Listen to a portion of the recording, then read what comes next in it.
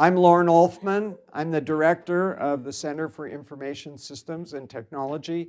You'll hear the term CISAT, and so that's what it stands for. And I am going to just generally welcome you. Thank you all for coming. It's a great group, and people have worked really, really hard to make this happen. All of the staff, faculty, Dr. Chatterjee, administrators, we've been really lucky to make this happen, and I'm so happy to see alums, lots of alums, friends, partners. It's a really, really great opportunity to have you all here. And so I'm going to just tell you a little bit about CISAT. We began in 1983 when there was a real major demand, especially from the aerospace industry and defense contractors, for people to know what computing systems were, IT systems. So the university thought, I mean, I don't want to make it crass, but it's true, that this would be a cash cow and that there would just be a master's program, and all these contractors would come in and send their people, and that's how we got started. Serving the community. We were serving the aerospace and defense contractors, and that was fine. Our founding chair was a very well-known faculty member researcher in our field. His name was Paul Gray. He retired and sadly passed away a couple of years ago. We do have a PC museum, I'll mention that, in his honor that's in the building. We were the first information school on the West Coast. I know that for sure. We may have been the first information school in the country. There were library science programs, and they were in the process of switching, or there were business school programs that called themselves Management of Information Systems or Computer Information Systems. I came from that background. And so, but we were the first to try and be more like computer science and more like business, both at the same time. So one of our original students is sitting in this room. If I'm not mistaken, Barbara Usher, there she is. She is now, yep, that's right. She came here for a master's, went up to the Bay Area, and then in her gut, she knew she had to get a PhD, came back and did that, and we're proud of her. She's worked with all the major companies in the Bay, not all of them, but a significant number of the major companies in Silicon Valley. And we're very proud to have her here and glad to have her here. And then just one other note is that actually the program was built through a collaboration with Tel Aviv University, which is, we used to call the Tel Aviv Connection. And that worked for us for till about 2001. And then we were strong enough to do things on our own. So we always like to credit them. The PhD program began in 1986, and it was really not planned. But IBM put together a challenge and they said they were going to give 12 $2 million prizes to universities that made the best case for starting PhD programs in information science and information systems. We were one of the winners. I would suspect a portion goes to Paul Gray and a couple of the Tel Aviv people. Another big portion probably went to Peter Drucker's name. Nobody knows for sure because the person who was making the decisions passed away the night before he was supposed to announce them. So nobody knows what led to his decision. It's a very weird thing. Anyway, and we're the only other university on the West Coast besides UCLA to be selected. There were 13 in all. It was supposed to be 12 and ended up being 13. Our first PhD graduate left in 1990. So, and then CGU used to be called Claremont Graduate School, CGS, and for various reasons, we became a university. For other various reasons, academic units were renamed schools for the most part. So we became a School of Information Science, We had a board of visitors, and then we decided information systems and technology made more sense. And then there was another reorganization, so now we're a center instead of a school, which makes us, in some ways, quite happy, because we're not that big.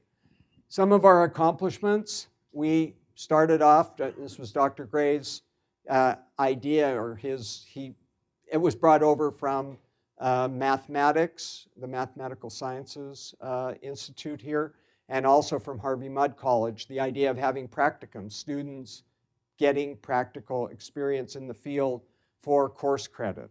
So we've been doing that for since day one. And a lot of our students were full-time employees, but not in IS, so it was a really useful thing.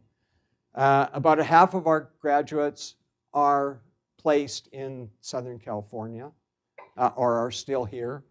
And we've partnered with all kinds of organizations in the Southland over the years. This is just a list of some of our more current relationships. And we have a faculty and PhD students who publish a lot of research in journals and conferences. If you go to any major information systems conference or information systems and technology conference, there will be some CGU faculty member or members and or students presenting papers. Here are some of our assets. We have research labs, and those labs tend to bring in funding, outside funding. We have Fletcher Jones scholarships. It's not a big portion of all of our income, but that was a major gift for us some years ago. We also have a Fletcher Jones. This is the Fletcher Jones Foundation, not the motor car company. We have a chair of technology design and management, and he's sitting right there, Dr. Chatterjee. As I mentioned, our faculty is highly accomplished. People know us in the field. We have a diverse student body, international and US-based students, males and females, and a diversity of culture. So it's a good thing. I mentioned the Paul Gray PC Museum. About 12 years ago, we decided that we would put our eggs in the design research basket, so to speak. There's standard research methods for social sciences. We kind of classify as a social science and a mathematical science. But most of those sciences use quantitative and qualitative methods. We do something called design researches, which means that our research output is a product. And it's based on social science theories or science theories, but it becomes a product. And we use qualitative and quantitative methods to evaluate those prototypes, artifacts, products that we built. And most of our doctoral students do this kind of research. And we pride ourselves in having a transdisciplinary approach.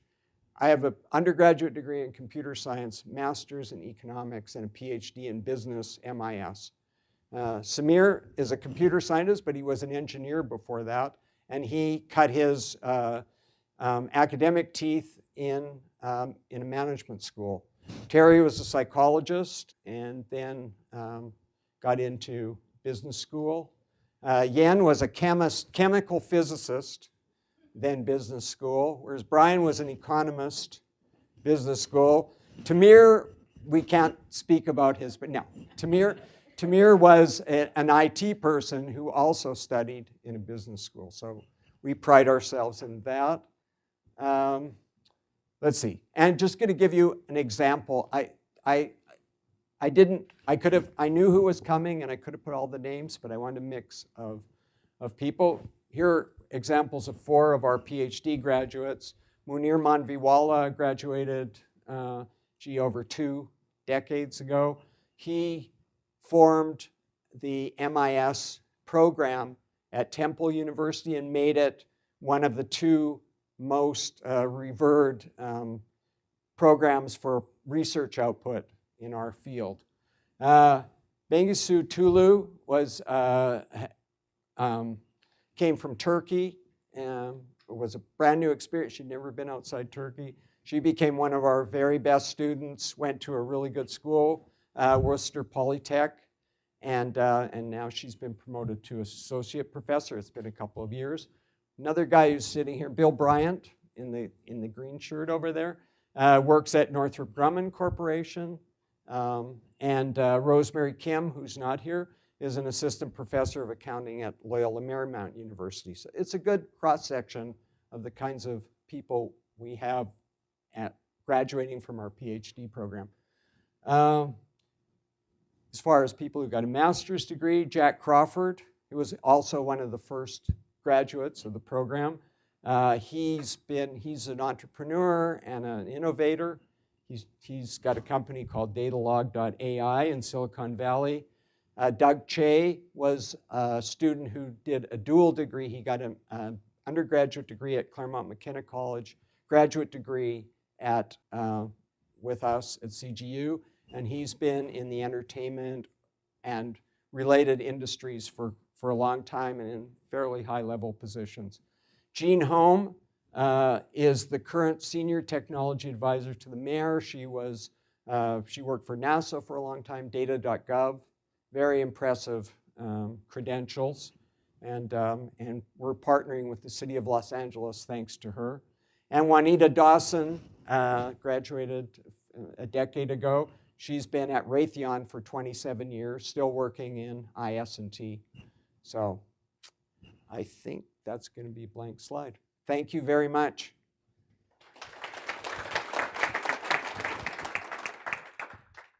So Lon gave an excellent overview of our school, the past, the present, and I would like to talk about the future. So the next few minutes, I'm going to really share the exciting research that is happening in this school. And before I do that, I can say, without little argument, we are the top research-intensive information systems and technology school in California and perhaps in the West Coast. Now, caveat, thank God that Caltech and Stanford does not have IS. But even if they did, I would be willing to compete with them. So, we are facing some unique challenges, as we all know. And one of the first place to start is higher education, right? So we all hear rising cost of higher education and student debts. And at the same time, we hear that employers are not finding talent, okay? So that is a serious issue for us. We are producing talented graduates, and we know that our students are qualified, and we are also confident that they can deliver what we need. Now, in that context of higher education issues, one of the things we are struggling, and I'm not saying we, across the university's landscape, is how do we actually innovate in this field? There is massive innovation happening, and innovation is the theme or topic for today. There will be panels, and we're going to hear from other people about it. Now, while all that is happening, the good news for our particular school is that there is continued growth and rise in technology. Now, I'm not going to share the gloom and doom of AI conquering the world, but when you look at CGU, we have many great departments and many great schools, but unlike some of them, our school does not have a job placement issue. Our students are picked up very fast, okay, so which is good news for us. But we are always thinking, how can we be better? How can we innovate? What can we do differently? So while all this is happening, as many of you might be following, Los Angeles is changing. The latest startup investment data in LA says we are the third most invested region in the country after Silicon Valley and New York.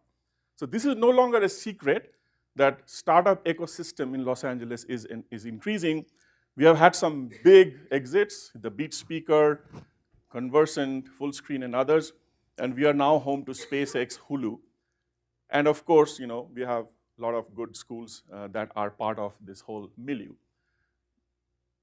The reason I brought this up is because the way our school has changed, the way our school has evolved, as Lon said, most of our research becomes valuable products and services. So we are building and slowly increasing the startup mentality inside this particular school. Now, I do want to talk a little bit about how the school has changed since many of the alums have been here. The first and foremost way we have changed is that we are very much focused on research that matters, which basically starts from problems. We are looking at global problems, problems that are important to society to solve, and often these are very wicked problems. There's no one clear solution to that, right? And what we have done, we have brought in the design thinking idea behind our project solving, and we are doing constant iteration, trying to figure out, can we think outside the box? Is there a better, faster, unique solution to these wicked problems that we are targeting? And the way we have embedded this thinking inside our whole school is by creation of various labs, which are either directed or co-directed by the different faculty here. So I'm going to give you a snapshot of what is happening within the lab so you get a picture. So, we are a small school. We are not that big in terms of faculty. But what we have seen is that for us, computational thinking and design thinking is driving innovation, okay? And so we have decided that every other topic out there we cannot handle. But what we have concentrated on are some of these. So we are working very much in cybersecurity. We are doing a lot in healthcare information technology. We might be the leader in that space in Southern California. We are doing tremendous work in social learning, social networks. Geospatial applications, especially our partnership with Esri, has been phenomenal. We are beginning to strengthen our concentration in data science and analytics, especially with the addition of Dr. Yan Li, who joined us a couple of years back. And we are also doing stuff with big data, IoT, and sensors. So given our faculty strength, these are the areas, these are the big data problems that we are working on. And many of these things are happening inside the labs. Just to give you how we are doing this, there is a reputation that we have built, which is on design science research as a method, as a paradigm. And what it does basically is we draw the problem from the environment. So it matters, it's relevant, whether it comes from an energy company, whether it's coming from a healthcare operation, whether it is coming from some other issue. And what we do is we design and build artifacts. So we are trying to convert this school into a maker lab environment. It's no longer theoretical, it's no longer abstract, it's concrete things that you can see. Many of the posters around, if you get a chance, take a look around, you'll see that. But at the same time, we tap into the knowledge base, which is the theories, which is the methodology that is well accepted in the literature, and we evaluate the solutions to show for efficacy. Now, the reputation that we have built in this, actually, I can very easily say that if you go to any IS conference, people know Claremont as a design science school. And that's great, because we were early to make that move. There's a conference called DESRIST, which we founded. We started here. This is now in its 13th year.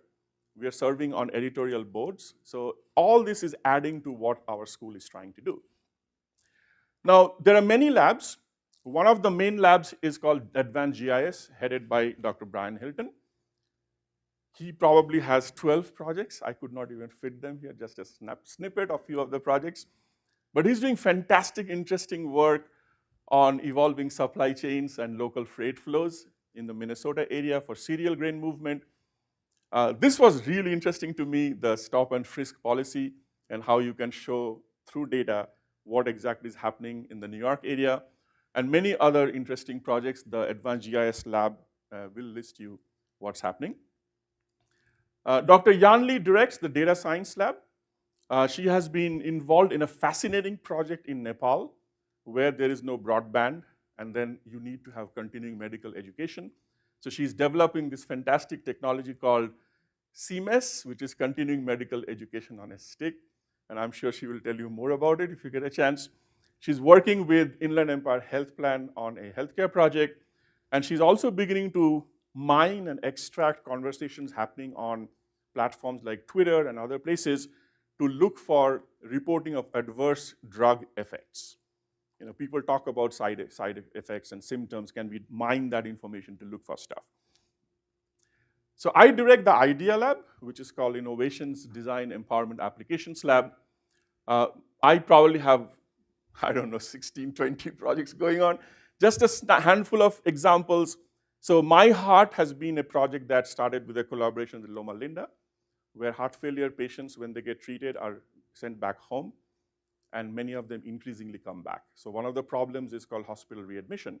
So we have built remote monitoring technology. We have built applications by which we can keep the patient in the home, reduce hospital readmission, and the next step is now to use AI and machine learning to predict, can we know of an episodic event that will happen in the patient's life so that we can provision and manage that patient. One of my recent doctoral students finished this work where it's well known that people as they age, memory cognition decline happens. It's more acute for dementia and Alzheimer's, but it is also well known that some amount of physical exercises can vastly increase cognition. And we have built technology, we have evaluated those technologies to show that it actually helps.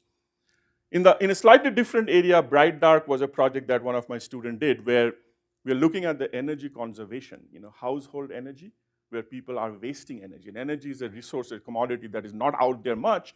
So we have developed behavioral change applications by which we can influence people to do the right thing in the home. And we have seen that these ideas actually benefit. Moving on to the other lab, Social Learning Software Lab, SL Square. This is co-directed by Professor Olfman and Dr. Terry Ryan.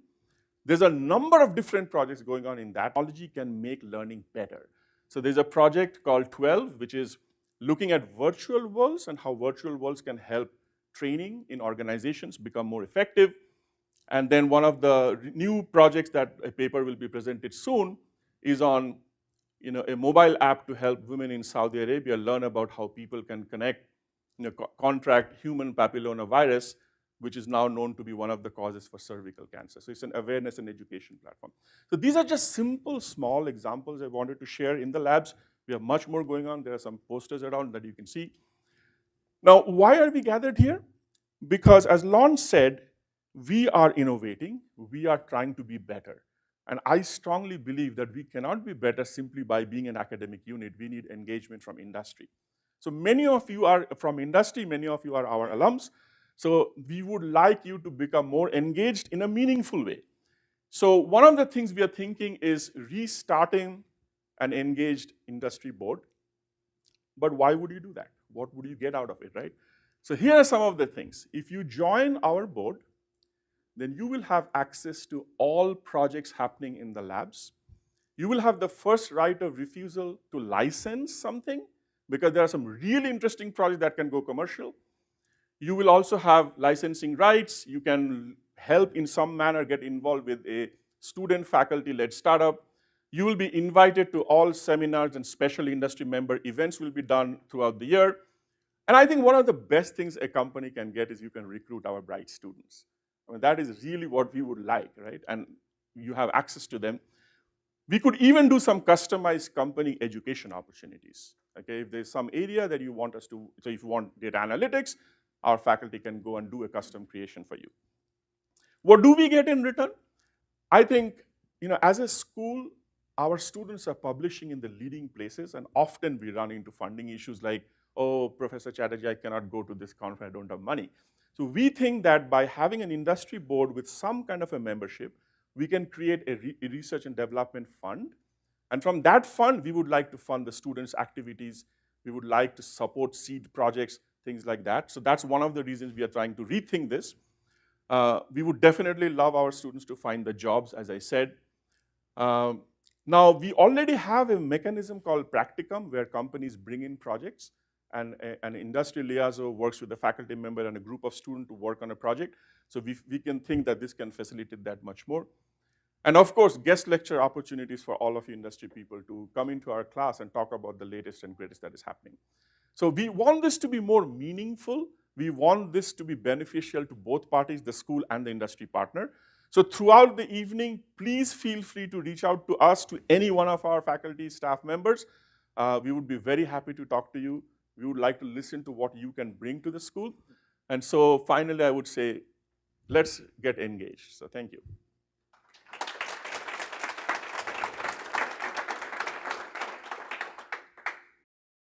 I am extremely delighted to have Chris Capelli, who is the Director of Global Business Development at Esri, to give us a keynote lecture today. And he's going to talk about the science of nowhere or everywhere. And Chris has been the corporate director responsible for leading Esri's global sales and business development activities. He's a computational geographer with a passion for science and technology, and he's worked for Esri for 25 years in a variety of key roles. So, ladies and gentlemen, please give Chris Capelli a warm round of applause. Let me dispel a few things that my title may have inferred. I'm in charge of our global business because I'm a computational geographer who actually enjoys telling people and hearing from them and understanding how and explaining to them how geography and GIS can help them solve their real problems. That's the only reason. 30 years ago, I sat in a room and told my first boss that I didn't want to sell anything, I didn't want to talk to people, and I just wanted to code. So we all evolve over time, so you have to excuse the title part. But what I wanted to talk to you about was the popularity of geography and this notion of actually explaining to people how the science of geography, which it is a science, the science of geography is a way of bringing things together that maybe for most people isn't as common knowledge as it should be. Although I would argue that it's probably more common knowledge than we give it credit for. It's like gravity. Most people conceptually understand what gravity is. Very few people can actually describe it scientifically. But when you understand that gravity is a force, but you can't really see it, well, you know better than anybody. You're a physicist. You could actually explain to somebody the physics associated with gravity. You could do things that are open people's eyes. Same thing to me holds true with geography. It's almost an invisible force. It's something people definitely take for granted, but when you explain it, it's like they have an aha moment. Let's hope that I can explain to you why I'm so interested in this without an apple falling on your head. Now, one reason that geography is really interesting to people is because people seemingly love maps. Now, I have scientific evidence that people love this map. Does anybody know this map? This is one of the most strategic maps. Yeah, okay, you do. This is one of the most strategic maps made in the last 2 years. I can actually measure that because 4 billion people were hitting it. We learned that ArcGIS Online, our SaaS offering, could auto-scale to meet demand because of this map, which was put together by 3 gamers in LA over a weekend, tweeted to their friends, who tweeted it to their friends, and lit off what became a global phenomena until Niantic, the makers of the Pokemon game, shut it down. So the power of geography to actually give people perspective. Now this is actually showing people where Pokemon is going to be.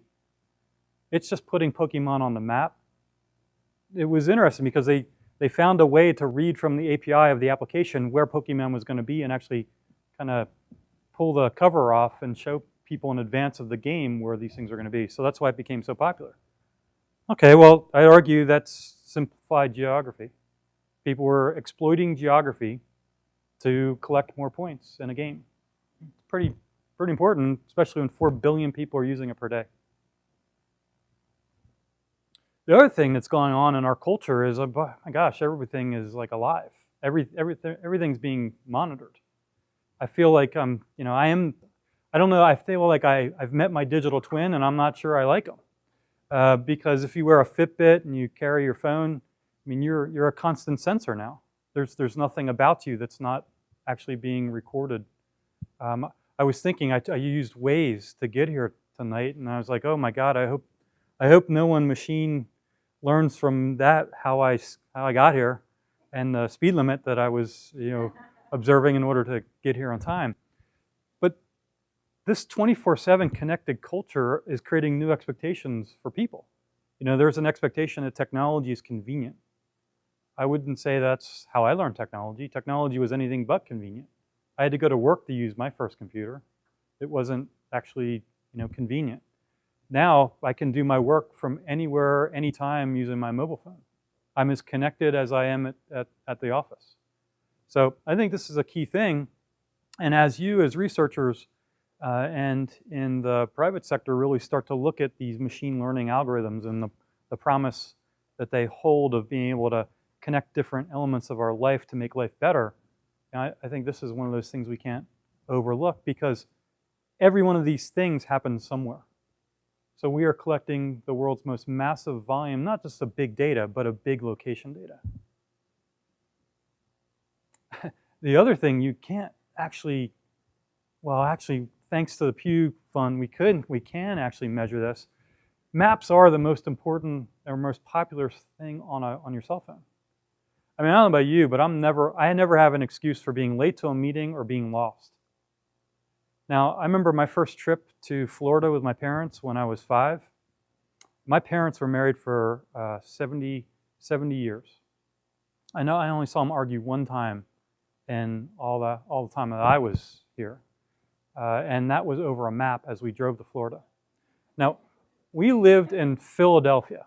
Now, to get from Philadelphia to pretty much anywhere in Florida is a straight line. There's only 4 turns. Make 2 turns, you're on I-95, drive for 2 days, turn off of I-95, and you're in Florida. I mean, you're there. Now, my parents, I was sitting in the back, when you could sit in the station wagon in the very back and no seatbelt restraints. They were arguing about how AAA had picked the right gas stations for them and where do you remember, some of you remember AAA? I mean, you had to plan for like 2 weeks in advance of your trip where you're going to go. My kids, I have 4 children. I feel like I have an advanced prototype lab at home. They don't plan for 2 minutes. They get into the car and they literally hit a search and they immediately go. God forbid the satellite network has a bad day and they would not know. They don't orient themselves with land navigation skills like I did or many of you. They don't pre-plan the route in their mind. They don't analyze it with their visual machine learning capabilities. They actually just follow direction. So I think there's a reason why this has become number one, is because it's so convenient. It's not the map. It's actually just the fact that we tell people specifically, turn left, turn right, you've reached your destination. And I would argue that as researchers and in the private sector, our job is actually to leverage geography to do just that. Make navigating complex and ever kind of overwhelming information more meaningful to people. People don't want to know a lot of data. They just want to know, do I say yes or do I say no? Do I turn left? Do I turn right? Do I do it now or do I do it later? And I think geography is one of those kind of hidden things that actually helps people answer all 3 of those paradigms. So I thought, since you're so learned, I take you on a personal journey of my discovery of geography, because it was not clear to me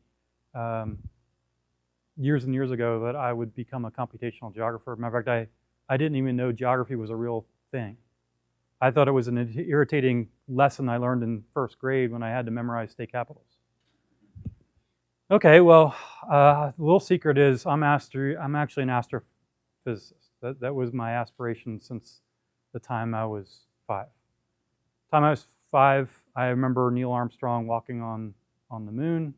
I got to stay up late. It was a big deal in our household. We had 1 television. We were all around it. It was one of those seminal moments that really transformed my life. So I read every issue of Sky and Telescope magazine. So by the time I was 7, I had read every one back to its first one, and I've never missed one since. I am entranced by celestial observation. And so much so that now I can afford it. I have an observatory in my backyard, a dome, automated, and it's actually open and imaging right now. So that's one of my images taken from my backyard in Redlands. So I'm a geek. Now, 1980, I was, getting more advanced. Now I had a secret weapon. My brothers are much older than I am, and my one brother was an engineer at MOS Technologies. Does anybody know MOS Technologies? Probably not. It didn't live very long because it was purchased by Commodore. So my brother actually worked on the VIC-20 and then the 64 and then the Amiga, and I was lucky enough to have one of the very first VIC-20s and then one of the first 64s and one of the first Amigas. So this was actually my entry to computing, and the first thing I wanted to do was, at the same time, CCDs were just coming to astrophysics. So I didn't know any better. I wrote a bunch of, not emails, there was no email at that time. I wrote letters to the astrophysicists who were featured in the pages of Sky and Telescope magazine, and I asked if I could have, some images. Sure enough, a tape, one of those big tapes shows up on my doorstep one time. So I had to give it to my brother, take it to his company, and a friend of his took it off and put it on a cassette tape. So my entry into computing was driven by astrophysics and astronomy, and the very first thing I had to do was take this ginormous image and put it on that little computer that didn't have very much RAM. I had to teach myself quad trees. Now there's a reason for this story, because quad trees led me to geography. You ready for this? Is this story interesting? Okay, good. Then this show comes out that same year, and oh boy, I was so excited. I mean, I'm a geek. I'm in junior high, and my parents know that I want to watch this because Carl Sagan was, I've read about him forever in Sky and Telescope magazine. So I'm excited. So this show comes out, and I thought, you're all nodding your head, so I'm thinking you remember. There's this one thing that Carl did. That guy was a poet. So I'm going to play it for you because this thing actually still gets me.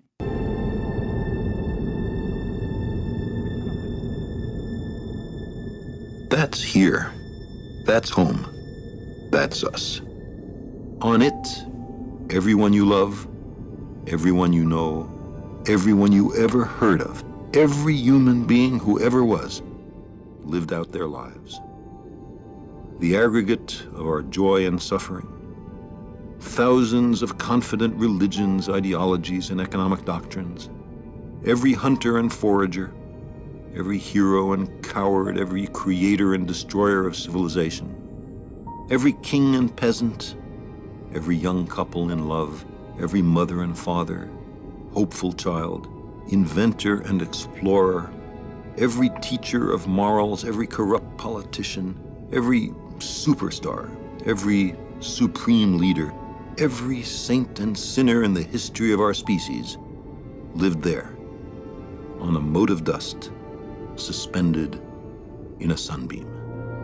The Earth is a very small stage in a vast cosmic arena. Think of the rivers of blood spilled by all those generals and emperors, so that in glory and triumph they could become the momentary masters of a fraction of a dot. Think of the endless cruelties visited by the inhabitants of one corner of this pixel on the scarcely distinguishable inhabitants of some other corner. How frequent their misunderstandings, how eager they are to kill one another, how fervent their hatreds. Our posturings, our imagined self-importance, the delusion that we have some privileged position in the universe are challenged by this point of pale light. Our planet is a lonely speck in the great enveloping cosmic dark. In our obscurity, in all this vastness, there is no hint that help will come from elsewhere to save us from ourselves. The Earth is the only world known so far to harbor life.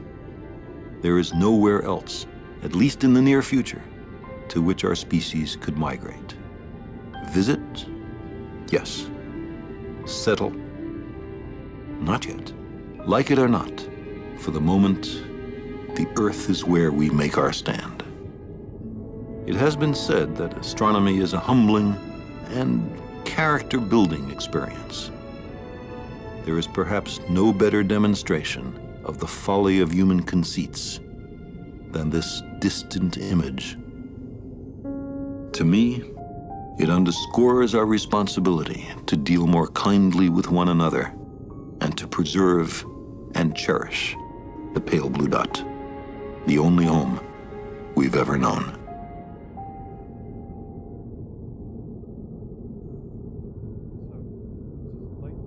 Thank you.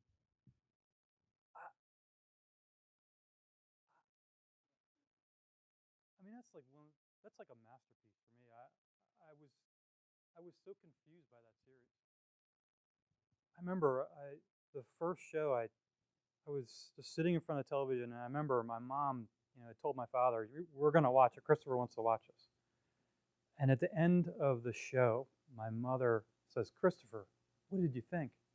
And I turned around, and I must have had this scowl on my face because she said, "What's wrong?" I was like, "He betrayed us." I was so taken aback because he wasn't talking about astrophysics. He wasn't really talking about astronomy. He was talking about science. And he was talking about earth science. So I watched the rest of the series as a skeptic. And I'll tell you, it's impacted me every day since that first show aired. Because I'm drawn back to that video, and I'm drawn back to this quote. Because this quote is the bane of my professional existence. And I bookmarked this quote since that series, and it's been the thing that I have referred to as my navigation point ever since then. So now let me roll forward just a little bit. I'm gonna hold, there's two places for this. This quote and quad trees. Quad trees come up 3 times in my life. The second time quad trees came up is, I'm at Penn State. I'm now starting my junior year, and I need money because I'm self-funding college. So my advisor recommends that I go over to the School of Earth and Mineral Sciences and meet a friend of theirs. And I remember walking from the physics building to the School of Earth and Mineral Sciences thinking, is this rocks for jocks? What's Earth and Mineral Sciences? I had no idea such a school would exist. And I hope I'm not upsetting anybody by saying this. But it was beyond my comprehension. But I had such a fantastic conversation with the advisor. He takes me over across the street to the School of Geography. Now, as we're walking in, I'm like, geography? Oh no, this is the maps, and I'm very bad at memorizing. And I met the professor, and she said, I'm looking for somebody who can program and take big images of the Earth and put them into a VAX computer with not much memory. I go, I know that problem. So quad trees entered my life a second time and helped me fund the last 2 years of my college education. So what I've realized is by learning something, and what I love about how you approach things here is you're very clear that you have to always ground knowledge with practical experience. And that's one of the things I've come to appreciate in my continued lifelong learning activities. But my fraternity brothers and friends at college didn't see it quite as passionately as I did, because I went back to my fraternity, which wasn't the same as fraternities now, apparently. They were all aerospace engineers, oddly enough. And I remember I told them, I got so excited, I'm changing my major to geography. And the next morning when I came down for breakfast, this was sitting at the table with my name on it, with the little notation that said, stay in the lines.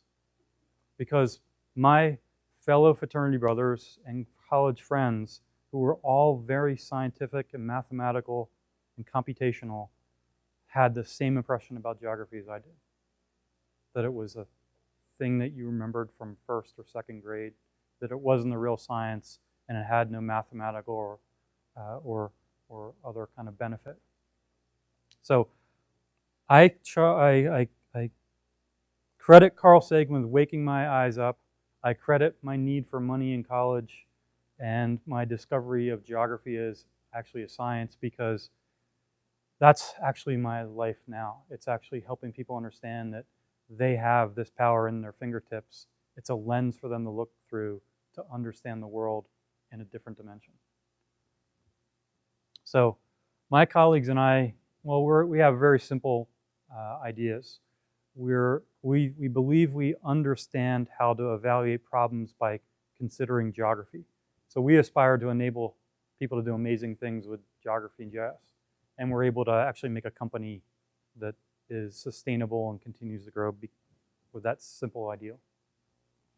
Because going back to Carl Sagan, I think GIS actually helps people understand how location and geography affect their decisions. And that's actually my personal journey of discovery that leads me to work on that. Now, what's interesting is I just got this recently. This is actually a building project. I won't name the city to embarrass them, but you know, we used to think that planning was actually a one-dimensional or two-dimensional activity, but planning actually now is a three-dimensional. You talk about smart cities, well, to actually take advantage of the real estate that's present within cities, or actually to gain the benefits of cities, you have to be close, so you have to go into the third dimension. You know, GIS actually starts to really rise to give people the context of what that means and how to make city centers that are efficient and actually help not release more greenhouse emissions or don't burn up extra energy or make it convenient for people to go to work or convenient for people to find entertainment or health or other services. So planning has now become quite the complex thing, and I look at our role kind of collectively in academia and in business to really trying to draw in and help people solve real problems, like how do we help planners create the city of the future that's more efficient and effective. And you know, here's a real life example. This is the city of Boston. I apologize, my font kind of got messed up a little bit, but you know, one of the challenges in Boston is as it grows up in the third dimension, it's going to really impact the quality of life for certain people. Now, you wouldn't naturally think about this unless you evaluated things in the third dimension and with a little temporal aspect as well. Because if you're used to going to that part of the park for a picnic because you enjoy sitting in the sun, then, well, if the city planners go ahead and approve this project, you're not really going to like that place in the park anymore because there's not going to be any more sun. Geography and GIS give people an interesting insight into the decisions they make, and I would argue to be smart, you actually need to be insightful. And to be insightful, you need to be able to put all information in a context that people can understand. So lots of different organizations actually use GIS, and what's kind of interesting in working at Esri is we actually get to work on problems, and they happen to use our technology to help organize and solve and create the people and processes to complement the technology to solve their problem moving forward. So lots of people do this. I wanted to show you one example. Pinellas County is on the west central coast of Florida. We are the most densely populated county in Florida. We have 1 million residents. Within 276 square miles, we have 24 individual cities that we work with on a day-to-day basis. We have about 35 miles of coastline. We're also unique because we are a peninsula within a peninsula. And so we are affected by things like sea level rise and global climate change more than many other communities. We're surrounded almost completely by open water, Tampa Bay, Intercoastal Waterway, as well as the Gulf of Mexico. And you add that subtropical climate to all the water and all the development, and you have a flood problem. A state of emergency today as Tropical Storm Colin hit the Panhandle hard, dumping over 7 inches of rain in Pinellas County. During Tropical Storm Colin in 2016, we worked with our GIS team to develop a viewer. And the viewer basically mapped all of our work requests that came in during the storm. And it just gave us a better situation awareness. So we basically developed it on the fly and tweaked it during the storm. And then we prepped for doing the exact same thing before Hurricane Hermine hit. During Hurricane Hermine, we were using the map apps to update the information that we were receiving. We were updating the road closures. We could see where our trucks were. Trees down were marked with a different symbology so that everybody using the map apps could see what was going on. We could dispatch crews to locations that were next to our emergency response teams addressing another call. We knew exactly where everything was. We've really kind of leveraged ArcGIS Collector for field data operations. The one in particular that I think has been probably the most successful is our sign inventory. We started using Collector app to collect all the signs within Pinellas County. With the application, our staff is carrying around an iPad, and they go up to a sign, they take a photo of the front and the back and attach it to the point where the sign is and move on to the next sign. So this has really helped our county know what we have out there and what we need to have supplies for in case of a natural disaster.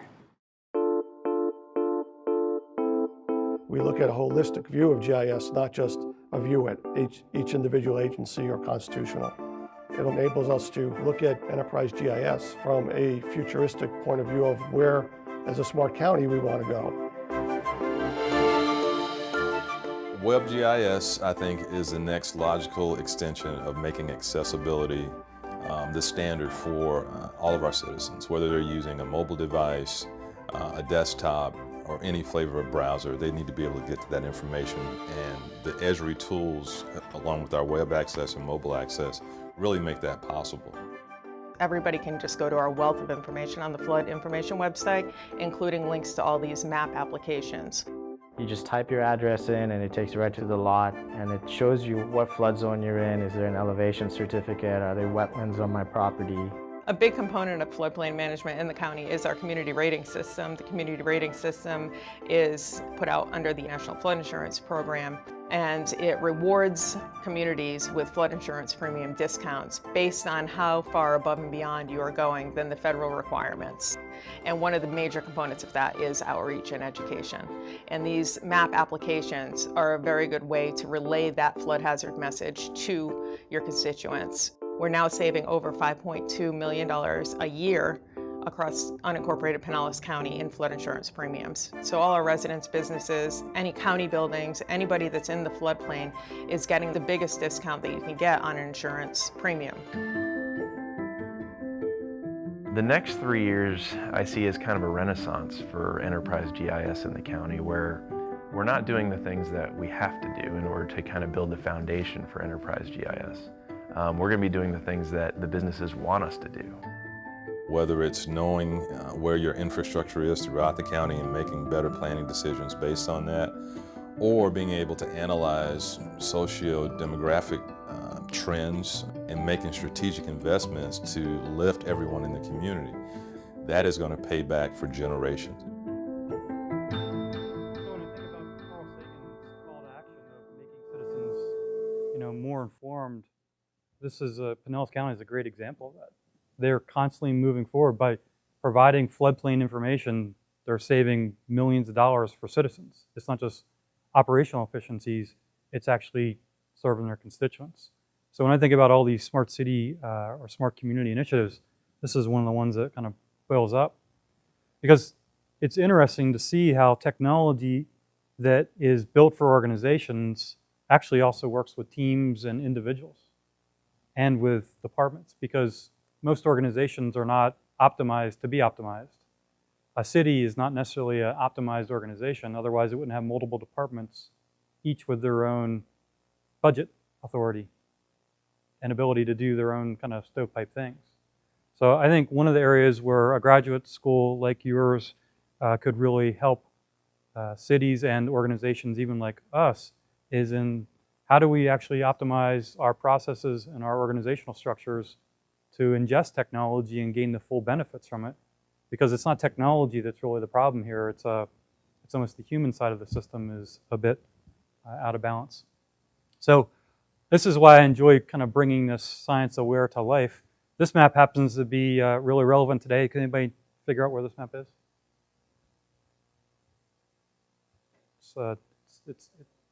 Yeah, exactly. At the little it's North Korea. This is actually places where a sub that is just an old class diesel sub could hide or evade detection from sonar sensors because of the geography of the seafloor. So geography has applications in all sorts of interesting areas. Some people call this big data. I just call this a normal day at the office for a computational geographer. Now, talking about computational geography, you all understand how to break things down, obviously. I guess wanted to try to explain how a computational geographer looks at everything. I think we generally break things down into a series of discrete layers. We're trying to constantly boil down and look at the built and the natural environment and systematically pull it apart into a collection of organized subsystems, which we happen to call map layers. Those map layers are tied to databases. Those databases store all sorts of attributes about those features that are there. They're either fixed features or they're moving features, like UPS trucks, and understanding where they are relative to the environment. We also have some laws in geography, which I thought actually maybe makes us a science. We have Tobler's first law of geography, which says everything is related to everything else. Well, that's a big deal. But near things are more related than distant things. So you're probably more likely to like each other because you're close in to one another, as opposed to another room of esteemed guests somewhere else in the world. There's going to be similarities, but there's also great differences. So we operate as a science on some simple assertions. But we also have this entire language or vernacular that we use to be able to kind of pull problems apart. So moving from left to right, understanding where. Well, that's actually just putting data on a map so you can see it. And there were some great examples of that in the Pinellas video. Just where are all the trees that are down, or all the complaints, where are our trucks? But you can quickly kind of move to the right all the way to making predictions, which of course for all of you is machine learning and Bayesian kriging and all the kind of advanced things that I actually enjoy doing myself as well.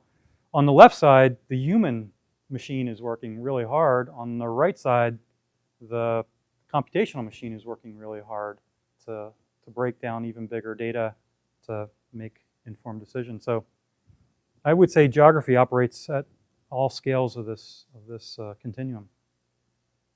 Now I thought, I'm not going to take up much time. I was going to test your inner computational geographer and see if you could hang with me. And I'm just going to move forward. So you've seen this map. I'm just curious, which would you say this is? Predicting where phenomena will move, flow, or spread, calculating geometries and distributions of collections, understanding where things are, or predicting how and where objects affect wave propagation. Which one?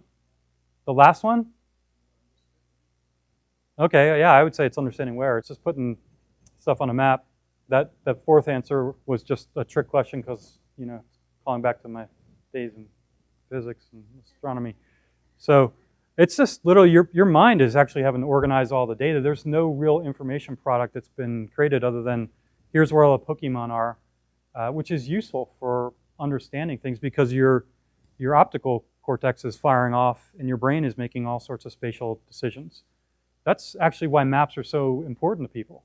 That's the first actual evidence that geography is important to people. Putting things on a map makes it relative or relative to them. They can understand in the context of where. This one's a bit more interesting. I'm not going to force you through this quiz, but as we start to look at maps, we can actually have maps do different things, like determining and summarizing what's within an area. Now, this is pretty important when we're considering and planning offshore energy resource locations, because we certainly don't want to stick them in areas that are highly likely to cause wrecks because of bad conditions.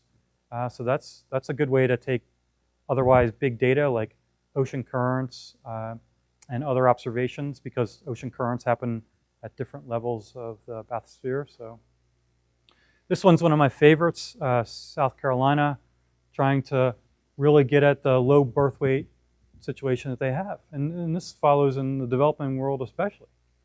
How do we solve this problem? If you look at this map, I bet you're all seeing it's screaming at you. The answer is actually quite simple. We need to put more green dots in the red areas.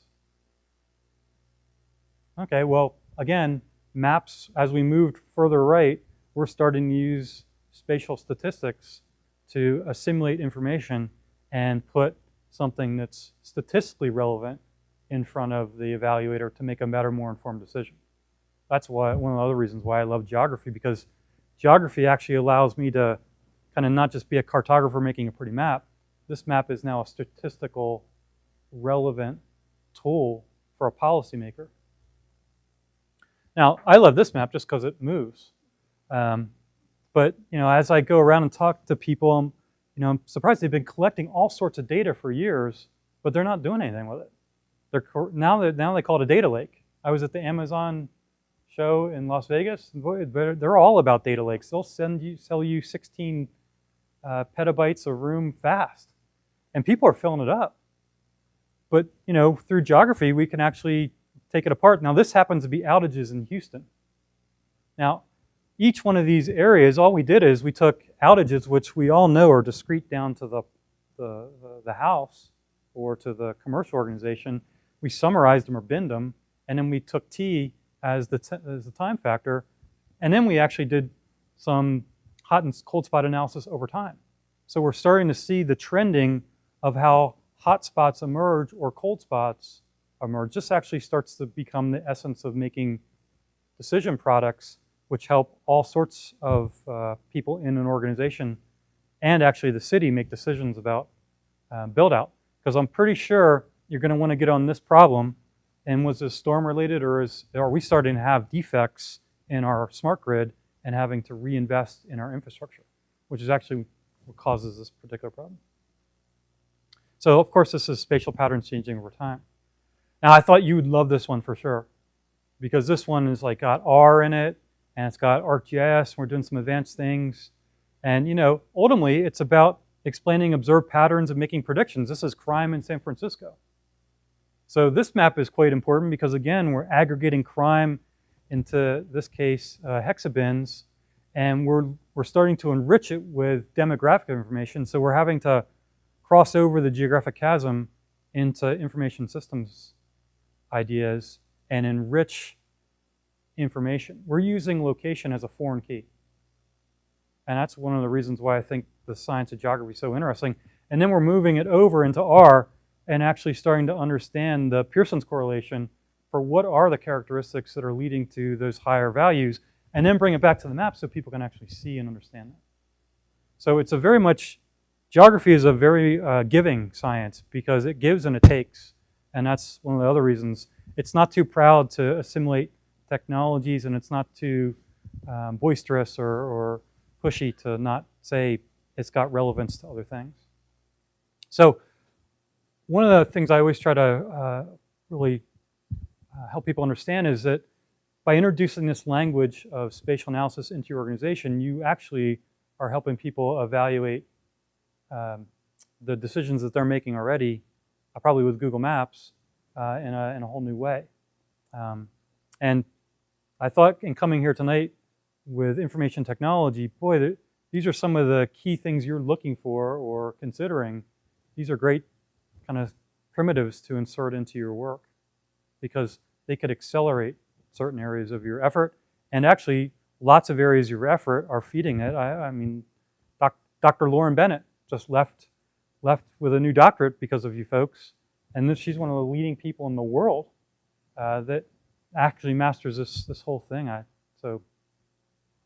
So there's plenty of active learning resources, and I think we love our partnership with you guys because it helps us, it kind of pushes us, and we can interject ideas, and by our exposure to customers, use cases that you can use to influence your research.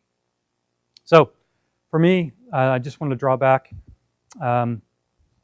Technology in and of itself doesn't solve any problems. Actually, I've seen plenty of people just buy technology and hope that it would solve their problem. One of the things that I've found over my career is that technology balanced with the people and process aspect actually helps people reach their outcomes. So I'm really encouraged by how you approach your research and your teaching activities here, because I think you get this. I don't think most people do. They think technology is just a thing that they just buy and it fixes things. What I wanted to also say is, to me, GIS has become a first-rate system in most organizations. It's like your CRM system or your ERP. I was just with a chief CEO of a major electric utility. He said, I run our utility on 3 systems. CRM, outage management and GIS. So people get it, the importance of this thing, and it's starting to branch out. So I think there's a lot of opportunity for using GIS and the science of geography in your research to really influence. Because what people really want is they want authoritative data, they want new kinds of analytics because they're faced with greater sets of information, and they certainly want to get that information out both inside their organization and to the people they're built to serve. There's plenty of ways for your research to kind of feed in, because GIS in itself takes all the research across many different disciplines and continues to evolve. It's not your dad's GIS. It's actually constantly evolving. So the third place that I just wanted to say, I'm 52. I don't feel old. My children think I'm old. My eldest daughter just graduated from Penn State. I sent her away as a communications major, and she came back as a communications major and a geographer. So apparently yeah. So as much as I tried to keep her out of the family business, she rolled back, and now she works at Esri too. My second daughter is a mathematician. I hate to tell you that she's at Berkeley. She's a junior year. She's a mathematician and a computer scientist. And the third place that Quadtrees came up in my life is she called me. We FaceTimed on the weekend, and she said, "Dad, I'm working on this project. Do you know anything about Quadtrees?" So apparently I still have relevant skills to offer my children. My third one wants to be a lawyer and is looking at Princeton, so I'm pretty much sure I don't have anything to contribute there. And my son is surviving 3 sisters. So my story continues. So I would urge you, as you do the research, which is going to influence the next generation to come, to consider how location and the science of geography factor into it. Because the last thing you want to do is reinvent stuff that's already been invented. My plea to you would be to understand it and to enrich it with your work and with your thinking and with the people who you're going to produce as the next generation of people who are going to shape technology. So thank you for the opportunity.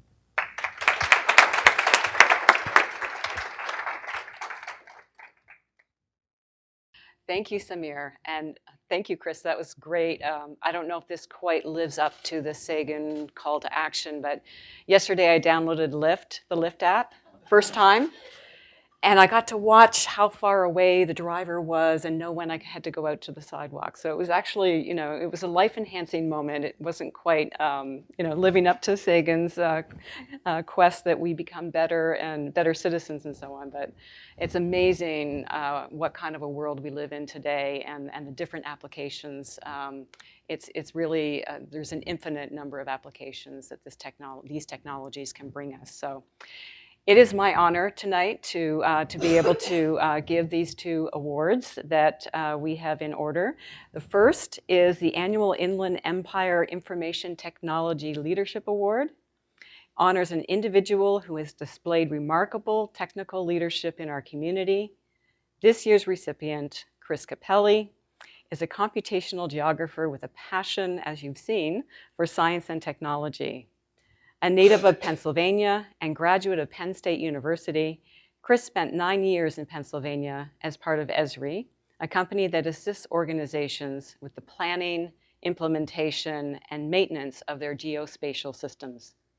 In 2004, Chris joined the Inland Empire community in Redlands, California, to work closely with Esri President Jack Dangermond and assume leadership of the Esri sales group.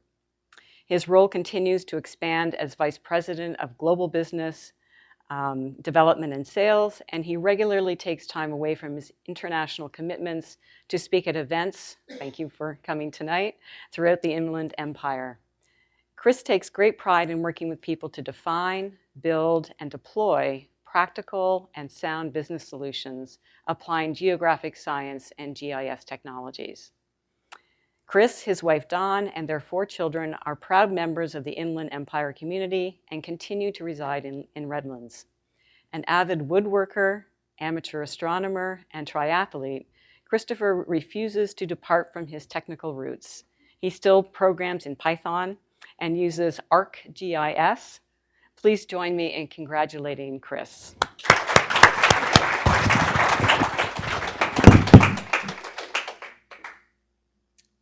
And on behalf of us, here is your official award. And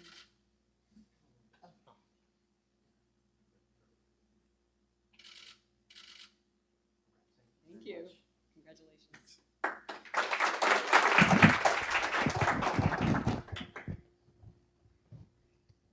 Our second award, the annual Inland Empire Leadership Award, honors an individual who has displayed exemplary leadership in the Inland Empire and beyond, transforming the landscape of our community through their words and actions. This year's recipient, Dr. Prem Reddy, is a noted physician, entrepreneur, and philanthropist. Dr. Reddy was born into a family of proud leaders in rural India, and he credits his upbringing for the remarkable success and generosity that have come to define his professional life. Dr. Reddy emigrated from India in 1976 and has since performed more than 5,000 cardiac procedures. In 2001, Dr. Reddy formed Prime Healthcare Services with a mission to save hospitals, improve community health care, and provide the very best care to patients. Prime Healthcare now owns and operates 44 hospitals in 14 states and is the 5th largest for-profit hospital system in the nation. Among numerous accolades, Prime Healthcare has been recognized as one of the top 10 health systems and one of the 15 top health systems in the nation 3 times. Since 2003, 38 Prime Healthcare hospitals have been recognized among the top 100 hospitals in the nation. Dr. Reddy has been named by Modern Healthcare as one of the 50 most influential physician executives in healthcare 9 times, and one of the 25 top minority executives in healthcare multiple times, and is listed among the top 100 physician leaders to know and the top 100 most influential people in healthcare. In September, Dr. Reddy was once again named to Modern Healthcare's prestigious list of the 100 most influential people in healthcare for 2017. And this is the 4th time that Dr. Reddy has been recognized as among the most influential healthcare leaders in the nation. Dr. Prem Reddy Family Foundation has donated millions toward charities, including college scholarships, public health care education, and free community clinics. The Prime Healthcare Foundation and Dr. Prem Reddy's Family Foundation have combined assets in excess of $800 million, all donated by Dr. Reddy and his family. Please join me in congratulating Dr. Prem Reddy.